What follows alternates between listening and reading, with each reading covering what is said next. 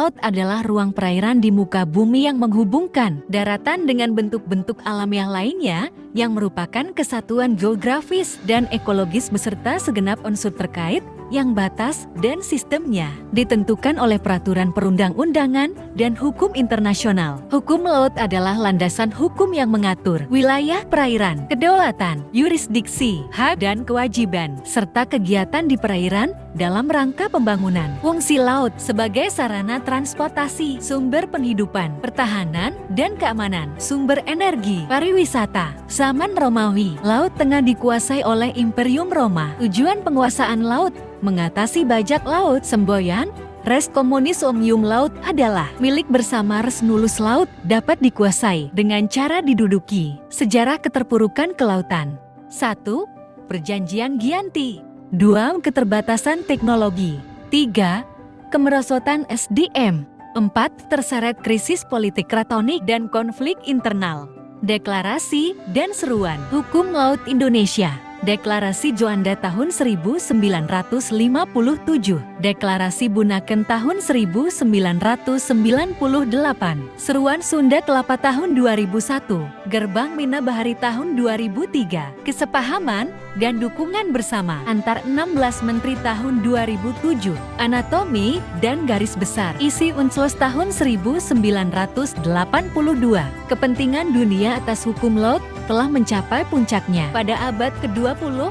Faktor-faktor yang mempengaruhi negara-negara di dunia membutuhkan pengaturan tatanan hukum laut yang lebih sempurna adalah modernisasi dalam segala bidang kehidupan, tersedianya kapal-kapal yang lebih cepat, bertambah pesatnya perdagangan dunia, bertambah canggihnya komunikasi internasional, pertambahan penduduk dunia yang membawa konsekuensi bertambahnya perhatian pada usaha penangkapan ikan. Dalam dekade abad ke-20, telah 4 kali diadakan usaha untuk memperoleh suatu himpunan tentang hukum laut. Konferensi Hukum Laut Internasional. 1. Konferensi Kodifikasi Den Haag tahun 1930 di bawah naungan Liga Bangsa-Bangsa. 2. Konferensi PBB tentang Hukum Laut 1 tahun 1958. UNCLOS.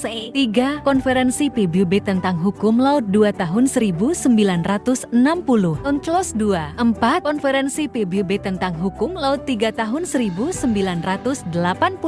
UNCLOS 3. Konferensi ini akhirnya diadakan pada tanggal 24 Feb 27 April tahun 1958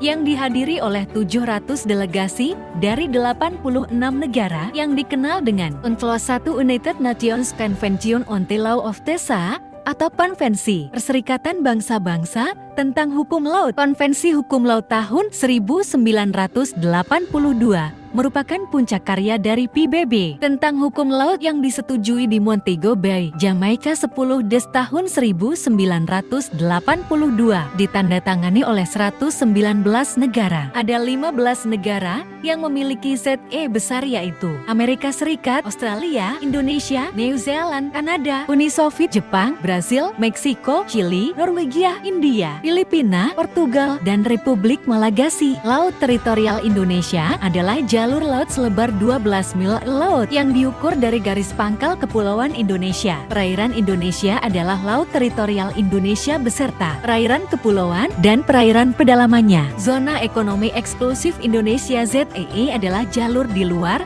dan berbatasan dengan laut teritorial Indonesia sebagaimana ditetapkan berdasarkan undang-undang yang berlaku tentang perairan Indonesia yang meliputi dasar laut, tanah di bawahnya, dan air di atasnya dengan batas terluar 200 mil laut yang diukur dari garis pangkal laut teritorial Indonesia. Laut lepas adalah bagian dari laut yang tidak termasuk dalam ZEE. Laut teritorial Indonesia, perairan kepulauan Indonesia, dan perairan pedalaman Indonesia. Fungsi dari diberlakukannya zona ekonomi eksklusif memberikan hak negara atas pembuatan dan penggunaan pulau buatan, instalasi, dan bangunan yang ada di dalamnya. ZEE mempunyai fungsi sebagai media pertahanan dan keamanan wilayah laut dari sektor pertahanan dan militer untuk negara Indonesia sendiri. Tentunya hal ini akan memberikan keuntungan karena negara Indonesia adalah negara kepulauan yang mempunyai kawasan perairan laut yang sangat luas pula. Jangan lupa like, comment, and di subscribe ya guys ya.